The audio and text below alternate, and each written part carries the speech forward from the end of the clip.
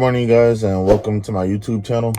I appreciate everyone that subscribed and that's commented and supported the channel so far. Like, I can't do this without you guys. And if you have any topics or anything you would like me to discuss, or anything you would like to know, you can just leave it in the comments, and I'll try my best to get back to you. I was talking to some people about there's like two things that you really need in order to be successful in any walk of life, even in like trucking, whatever you do in life. You always gonna need somebody that'll keep you balanced. Like, it could be your spouse, it could be like a best friend or a family member. Just someone that can help you not get too far over your skis, but someone that will also not let you get like too far in the abyss. Like, they'll just keep you balanced in life and keep you focused and mentally prepared for whatever is coming next. And you also need like a mentor, like someone that's where you want to be at, like wherever you want to be at in life, they're there, and you can like go to them for advice. Or even if it's like a YouTuber or something, like someone that you follow on YouTube or on any other social media, that you can follow them, and they'll constantly give you advice on what are the next step, like the knowledge that you would need to prepare you for that next step. So those two things put together will help you be unstoppable, because the circle that's around you, they can either help you grow or they'll help you be stagnant. Like, you want to make sure that you're surrounding yourself with the right people to help you get to that next step. Or you could just naturally be blessed with those people just around you. That's pretty much all I had to say, but let's get back to the road. Once you have that tunnel vision, so many things that come along the way, and so many just try to stop you from going to the next level or going to the next step or whatever you have to do, that you just got to keep going.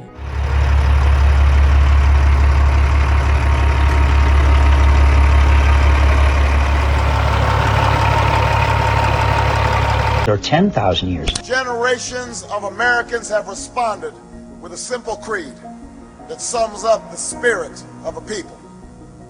Yes, we can. Yes, we can. Yes, we can.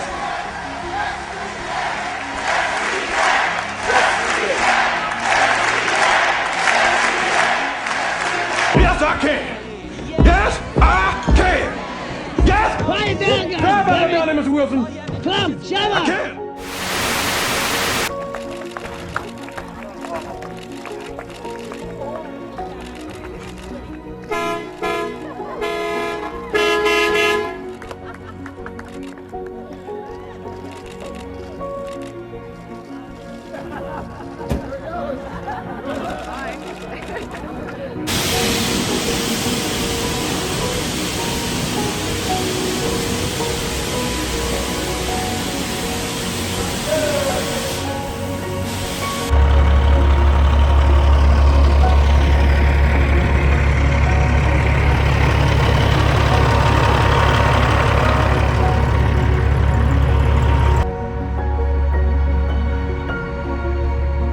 Gotta check in here.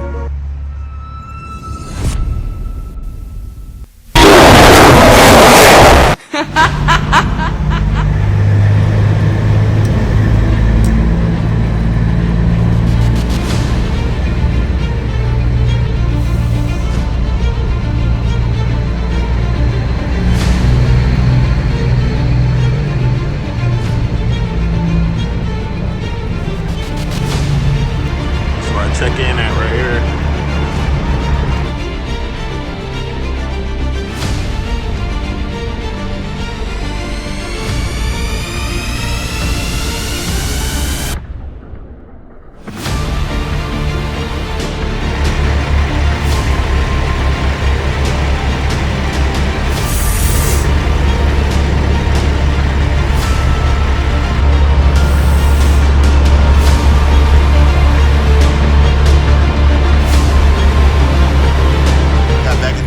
This guy's coming out of.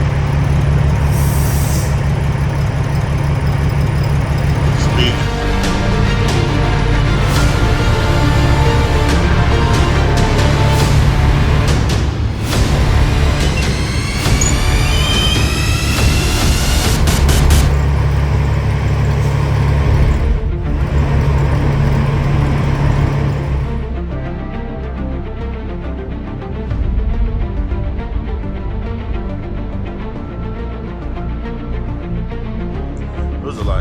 this time than last time. I was pretty much able to just back right in. It was pretty much a wider starting point.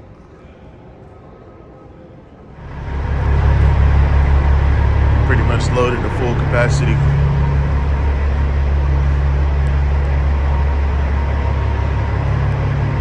Well, time to head to Florida.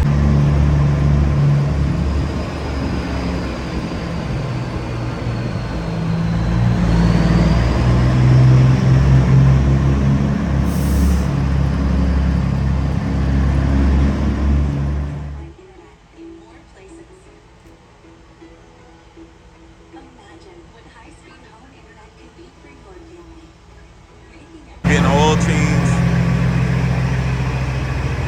Got everything looped up real good.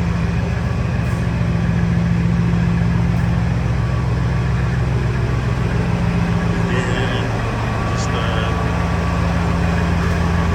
time to get back on the road. Why you got an attitude like life owes you? Kids, you got an attitude like your parents owe you. Relationship, you got an attitude like that person who left you owes you. Life don't owe you nothing. You live it. You breathe it.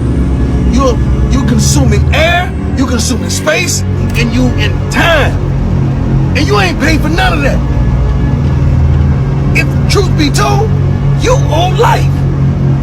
You owe life. You got air, you're breathing, space, time, everything. And you ain't gave back nothing. And I'm gonna tell you about life. Life don't accept checks, credit cards, cash, or sex. Now how you gonna pay for life? God gave you life, and you ain't giving God nothing. Think about that. True.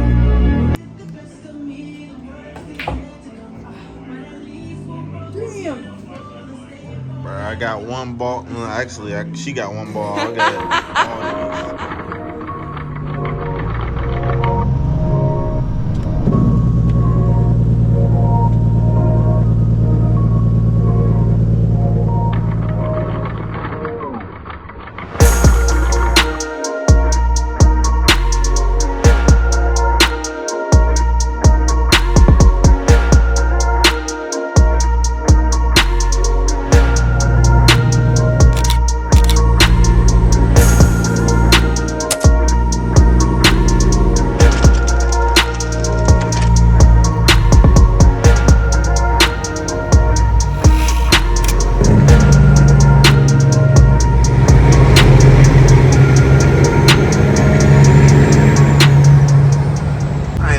Y'all, man, my week kind of got messed up this week because I had well, not this week, but this weekend I was supposed to have a load that was going up there to New York, and I booked it like on Wednesday, and then it was picked up like Friday morning, and my load the previous load I had delivered on Thursday night, like at 9:30. So I know I had plenty of time to get there. It's like 2 hours away.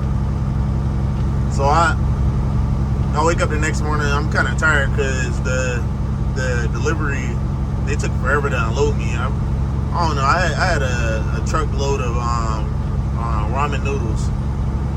So I get there, deliver it. Next morning I wake up like 9 in the morning.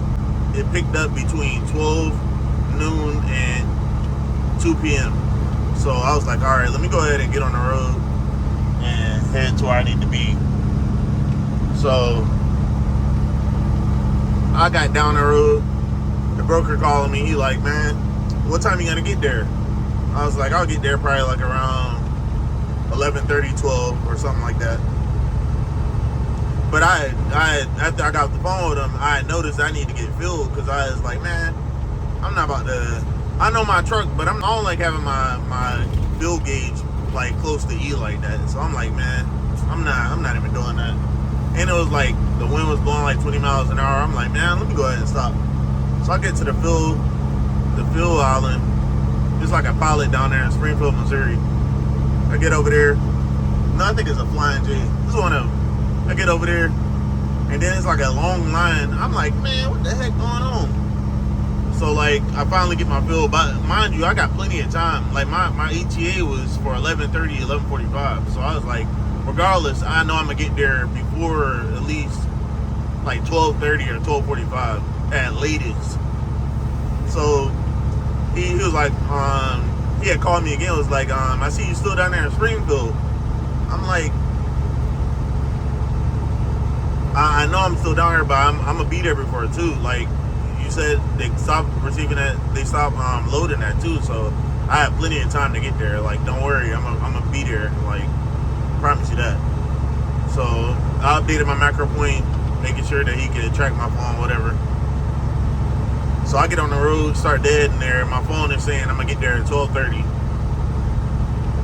Next thing I know, I get a call from him saying the shipper took the load back. I was like, the shipper took the load back? What do you mean the shipper took the load back? He was like, we don't have the load anymore. So we pretty much got to take you off the load. I was like, why? He was like, they based off of it showing that you're still in Springfield. I'm like, I'm not still in Springfield. I'm like 100 miles down the road.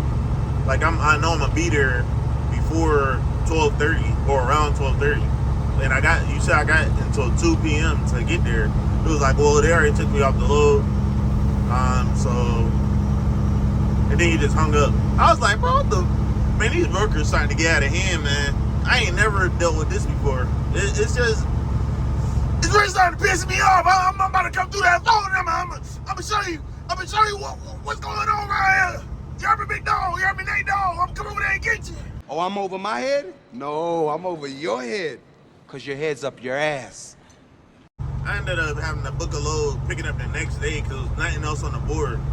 Because usually, that's like during times like this, like it's highly competitive when you're booking loads. So I like to try to book it ahead of time when I know I'm gonna be in an area that the freight volumes are not that high.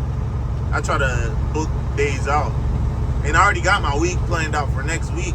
That load right there is gonna connect me to the next load that I needed. But now it's gonna just be a little bit harder to get back up there. But I'll figure it out. I always do. But it's like everybody trying to bend you over a barrel every chance they get. Try to get in any hole that they can, and they pissing me off.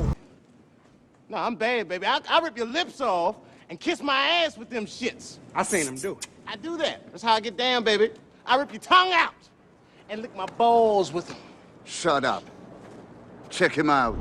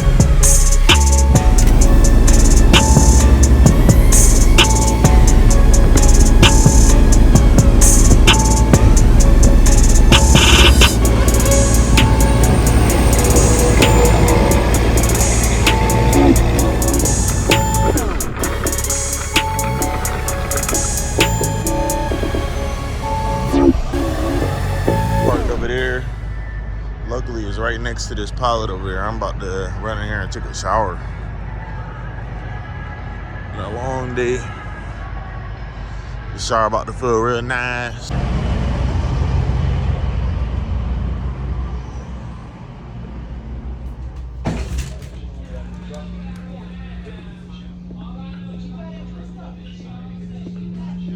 $2,000 years later.